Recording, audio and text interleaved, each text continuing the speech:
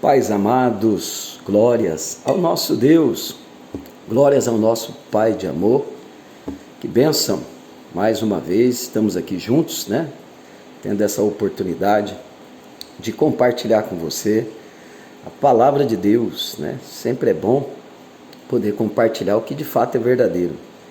E a palavra de Deus traz princípios, traz a revelação de quem é Deus, mostra aquilo que Deus pode fazer, aquilo que Deus está fazendo, aquilo que está acontecendo.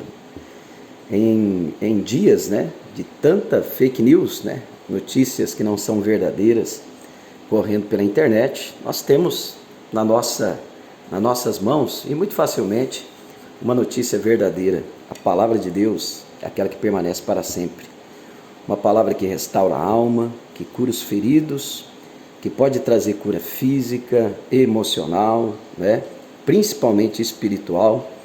É aqui que nós aprendemos, né? Que é possível nascer de novo pela água e pelo Espírito. Pela água, o lavar regenerador da palavra de Deus. Pelo Espírito Santo de Deus, através da semente, que é Jesus Cristo. Amém? Nós estamos felizes de estar aqui hoje, compartilhar com você o 20º princípio, né?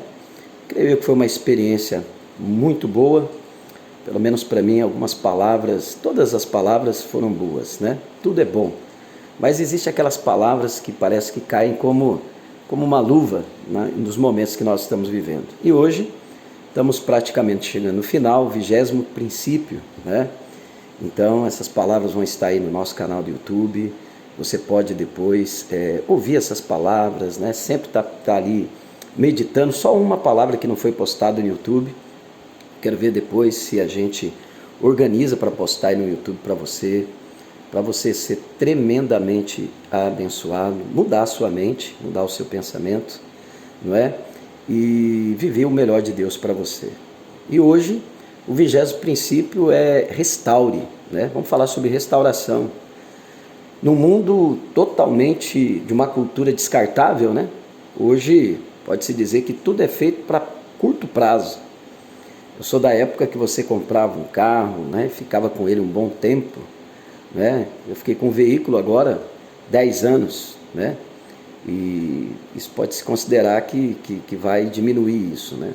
Os carros hoje são feitos com material bem diferente do que era a nossa época. Já somos ensinados a trocar de carro há 4, 5 anos, começou a dar problema, a gente vende, né? Descarta. Vivemos na era hoje de relacionamentos descartáveis, sem compromisso, sem amor, não é? Casamentos, quando não começam a dar certo, as pessoas hoje separam. O índice hoje de separação, de divórcio é muito alto, né? Fora as pessoas que não querem se comprometer. Não existe amor sem comprometimento. Não existe amor verdadeiro entre homem e mulher se até o que a morte nos separe for uma realidade. Então muitas pessoas hoje, por medo, né, de confiar, por medo de acreditar no outro, estão descartando relacionamentos, né? Relacionamentos entre pais e filhos, relacionamento entre irmãos, relacionamentos nas congregações, nas igrejas, né? Hoje é raro você encontrar uma pessoa que congrega muito tempo num lugar. Mas nós temos que mudar o pensamento. Essa iniciativa que a gente tem quando o relacionamento entra em crise, de fugir, a gente tem que entender que o nosso Deus é o Deus da restauração. Nós falamos isso esses dias, né? A reconciliação. 2 Coríntios, capítulo 5, versículo 18 a 20. Né? O Senhor nos deu o ministério da reconciliação, mas Ele também é o Deus da restauração. O que é restaurar? É trazer aquilo ao projeto original, não é? Aquilo que era bom, aquilo que funcionava muito bem, pode-se dizer, mas por situações, né, ele acabou se desfazendo, se deteriorando, e ao invés da gente jogar fora, não, restaurar. Restaure relacionamentos na sua vida, né? Não entre nessa cultura descartável. E o versículo que eu queria deixar para você está lá em Amós, capítulo 9, versículo 11, que diz assim: naquele dia restaurarei a tenda caída de Davi e consertarei seus muros quebrados. Das ruínas a reconstruirei e restaurarei sua antiga glória. Nós sabemos que o livro de Amós é um livro onde o Senhor fala diretamente com o seu povo, um povo rebelde, um povo que ele escolheu, um povo que optou desobedecer o Senhor. Mas dentro do coração de Deus havia uma promessa de restauração. Sempre há um chamado de Deus para restaurar relacionamentos. Deus sempre, lá em Malaquias também diz, né, que o Senhor converterá o coração dos pais aos filhos e o coração dos filhos aos pais. Quando nós não temos esse pensamento de restauração dos nossos relacionamentos, de ir descartando tudo, quando as crises surgem, e elas vão surgir, você vai passar por crise no seu casamento, você vai passar por crise na sua congregação, você vai passar por crise, não tem como. Por quê? Somos pessoas imperfeitas, somos pessoas que erramos, né? As pessoas erram conosco, nós erramos com elas. Então, quando essas coisas acontecem, na maioria das vezes a nossa tendência é se afastar totalmente. Mas Deus não faz isso conosco. Deus sempre, Ele está chamando o povo para uma restauração. É o que Ele diz, né? Se o meu povo que se chama pelo meu nome se humilhar e orar, se converter dos seus maus caminhos e buscar a minha face, eu ouvirei dos céus e sararei a sua terra. Jesus, quando Ele veio aqui, Ele veio para os seus. O que Deus queria?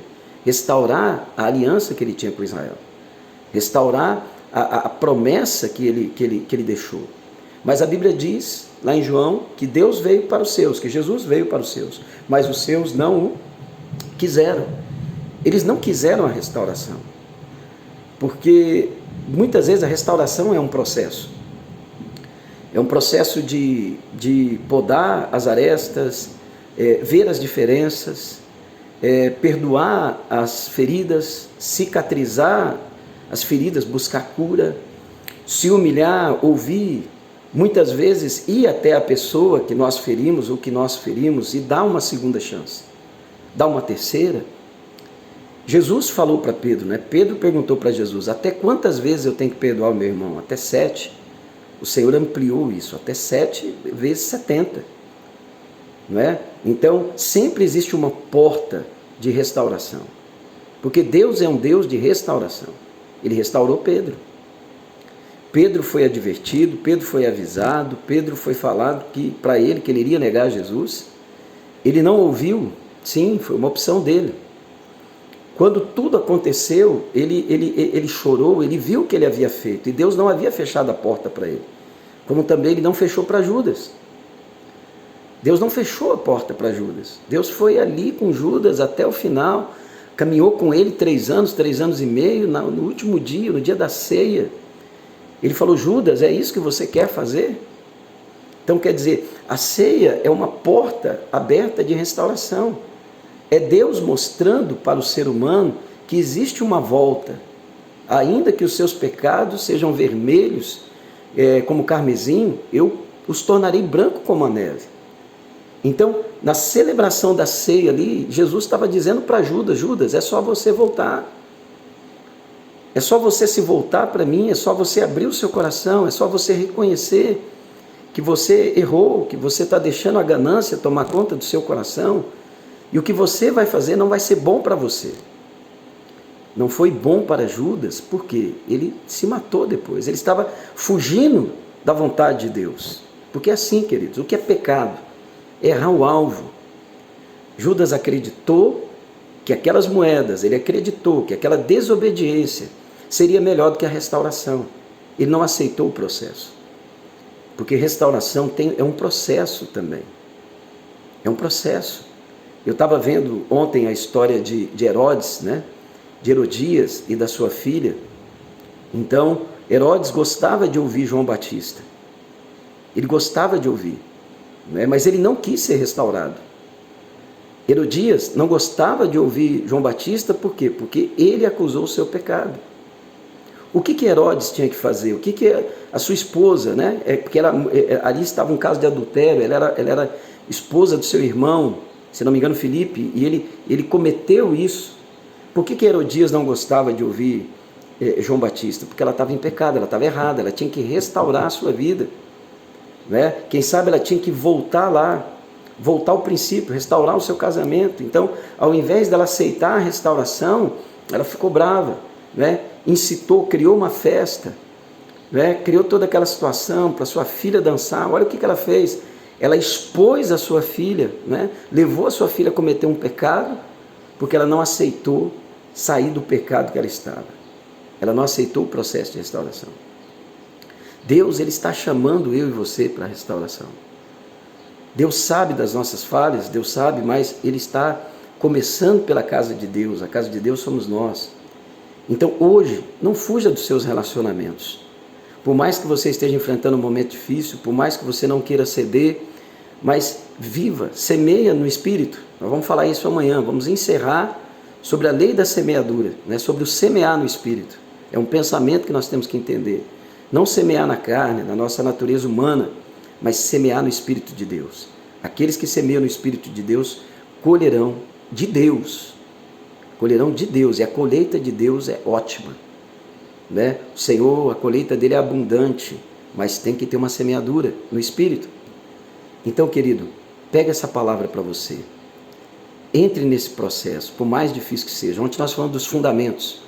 Se os seus fundamentos foram errados, tira o fundamento errado, tira o alicerce errado e começa uma restauração, peça por peça, parte por parte. Vai restaurando, vai perdoando, vai amando, vai obedecendo, vai se dispondo, vai profetizando, vai entrando em sintonia com Deus. E os seus relacionamentos serão restaurados para a glória do Senhor Jesus. Amém? Deixa eu orar por você no nome do Senhor. Pai, em nome de Jesus, Senhor, visita essas vidas, ó Pai. Visita cada irmão, cada irmã que está nos ouvindo. Visita eles com Teu Espírito Santo. Visita eles com a Tua graça. Visita eles com a Tua misericórdia. Que a paz do Senhor, que é a Sua presença, que é o seu aquietada alma, visite essas pessoas. E que elas continuem para esse processo de restauração. Em nome de Jesus, que elas não desistam. Visita elas agora. Dê força. Que o Teu Espírito Santo capacite elas mais e mais. E que elas possam entender que restauração está no coração de Deus. Em nome de Jesus. Amém. Amém, querido? Deus abençoe sua vida. E lembre-se, Deus é bom.